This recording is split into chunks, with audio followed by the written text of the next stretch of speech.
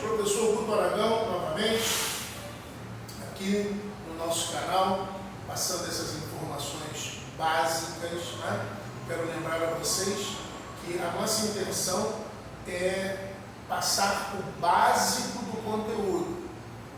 Não adianta eu chegar aqui e aprofundar extremamente o conteúdo, né? E você continuar sem entender.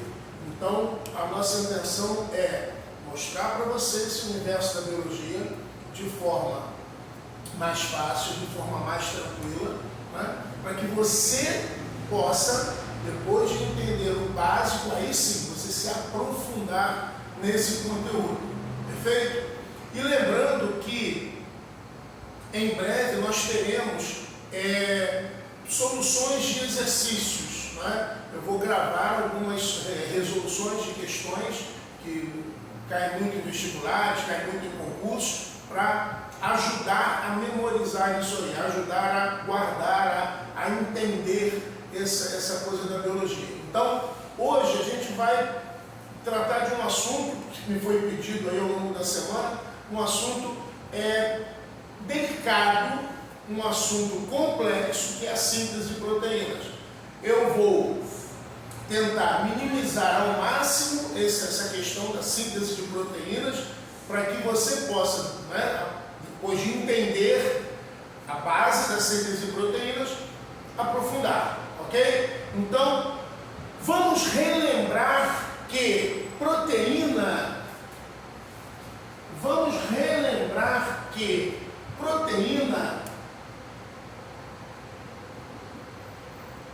é uma sequência de aminoácidos. Sequência de aminoácidos. Né?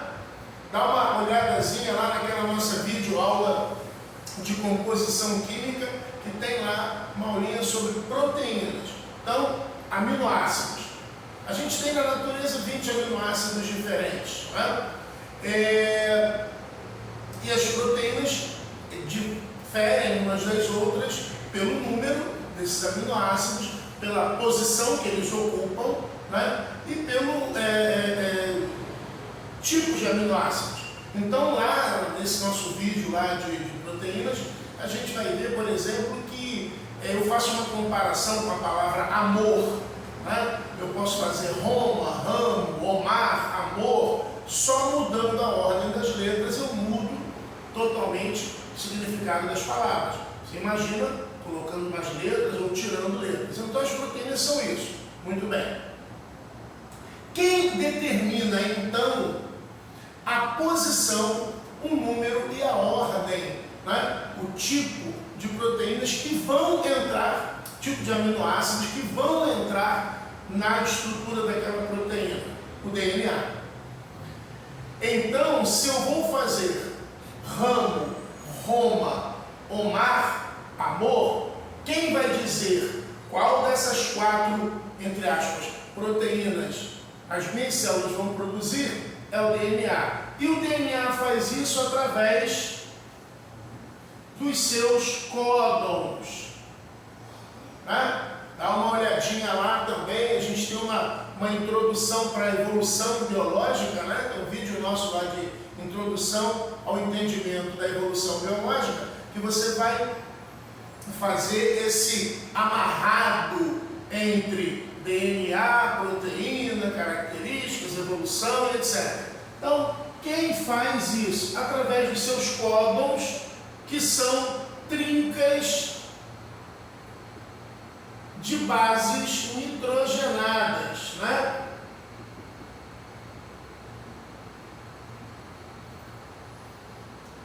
Trincas de base nitrogenada, aquelas quatro bases famosas do DNA: adenina, guanina, citosina, timina, perfeito? Então, combinações de 3 a 3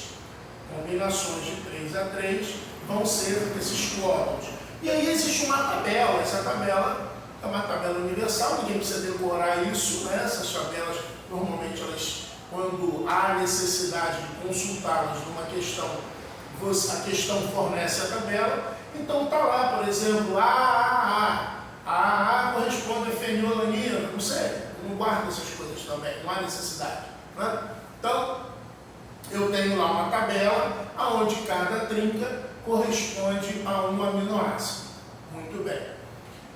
Nós ouvimos falar em código degenerado, né? O que é isso? Algumas trincas não correspondem a aminoácidos nenhum. Então, existem trincas que são as trincas de parada, as trincas de stop. Né? Aquela trinca que vai fazer a separação entre uma proteína, um gene e outro gene. Né? Eu já misturei gene, onde que entra o gene nisso aí? Bom, o gene é o seguinte, uma sequência de códons capaz, uma sequência de códons capaz de formar uma proteína ou codificar uma proteína, né? Formar ou codificar uma proteína é um gene. Então, se a minha proteína tem 100 aminoácidos, eu vou precisar de um trecho de DNA com 100 códons. Perfeito? Ou 300 bases nitrogenadas. Cada códon tem 3. Né? Vamos recapitular isso? Então vamos lá. Se eu tenho que produzir uma proteína com 100 aminoácidos, eu vou precisar de uma sequência lá no DNA de 100 códons. Então lá no DNA tem um trecho de 100 códons, que esse trecho vai codificar essa proteína. 100 códons, uma proteína com 100 aminoácidos. Perfeito? 100 códons ou 300 bases nitrogenadas. Né? Cada códon é uma trinca, 3. Perfeito? Então, 3 bases ou 3 nucleotídeos. Né? Eu posso usar também a expressão nucleotídeo, embora o grande diferencial entre os nucleotídeos são as bases nitrogenadas. Perfeito? Então, o nucleotídeo de adenina, ele, tirando a adenina, ele é igual ao de guanina, de citosina, né? É o açúcar e o fosfato. Então, eu vou precisar, vamos lá novamente, de 100 códons para codificar uma proteína com 100 aminoácidos. Se essa proteína tiver 80 aminoácidos, 80 códons. E esse trecho de 100, de 80, de 120, de 280, esse trecho lá naquele DNA é um gene. Perfeito? Um gene. Lembrando que esse DNA ele está enroladinho lá dentro do núcleo das células na forma de um cromossomo. Na forma de um cromossomo. Não é isso? Os cromossomos, eles têm trechos mais enrolados, trechos menos enrolados. Não é isso? E você, quando você for começar a estudar um pouquinho mais de profundidade, você vai chamar de eucromatinas e heterocromatinas. Não é isso? Então, a síntese de proteínas, a síntese em si, pegar os aminoácidos e ligá-los através daquelas famosas ligações peptídicas, né? Que é aquela ligação por desidratação, que é aquela ligação onde a amina de um aminoácido se liga ao ácido carboxílico do outro, e com isso uma molécula de água vai se perder, né? Essa síntese é feita pelos ribossomos que estão aqui no citoplasma da célula. Então, aqui é o citoplasma e aqui é o núcleo, separado do citoplasma pela carioteca. Né? A carioteca que tem os seus ânuli ou poros. Então, aqui dentro é o núcleo, aonde estão os cromossomos, que a gente vai chamar de cromatina, né? É o conjunto de todos aqueles cromossomos, o nucleoplasma, que é o ambiente fluídico do núcleo, e aqui fora o citoplasma. Os ribossomos, aqui no meu desenho parece um bonequinho de neve, né? Ele é o a síntese proteica. A ele cabe juntar os aminoácidos na ordem que eles chegarem para ele. Então, amigos, a receita desse bolo está aqui no DNA.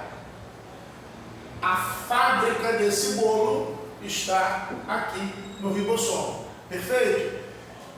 Então, a primeira etapa desse processo é pegar aquele gene, ou seja, pegar aquela sequência de códons, né, que vai codificar uma proteína e desenrolar essa sequência de códons. Porque nós temos um problema complexo aqui para resolver, né? A fábrica está no citoplasma, quem vai fabricar, mas a receita está no núcleo. Então, amigos, o que vai acontecer?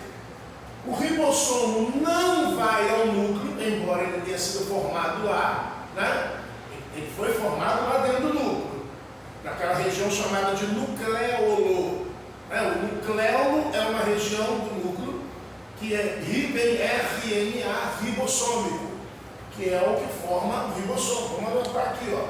RNA, RNAR.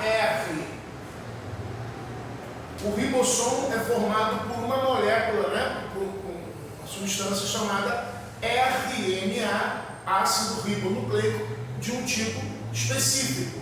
RNA ribossômico. Ele é formado no núcleo, migra para o citoplasma e não retorna para lá.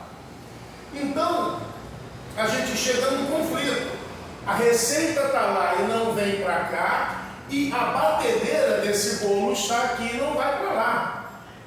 Então, quando isso acontece, né, você tem lá os equipamentos na sua casa, mas a receita está lá na casa da sua avó e ela não te empresta essa receita. Então, o que você vai ter que fazer? Você vai lá na casa da vovó e copia a receita. Então, nós vamos copiar o DNA. Copiar o DNA. Aquele trecho que interessa nesse momento para o metabolismo da célula. Eu preciso fabricar aquela proteína. Então, eu vou copiar aquele trecho. Quem faz essa cópia? Um outro tipo de RNA, chamado de RNA mensageiro. Correto? Então, agora no próximo vídeo, nós vamos entender essa dinâmica da relação entre os diferentes tipos de RNA. Ok? Então, me aguarda e assiste o próximo vídeo. Um abraço!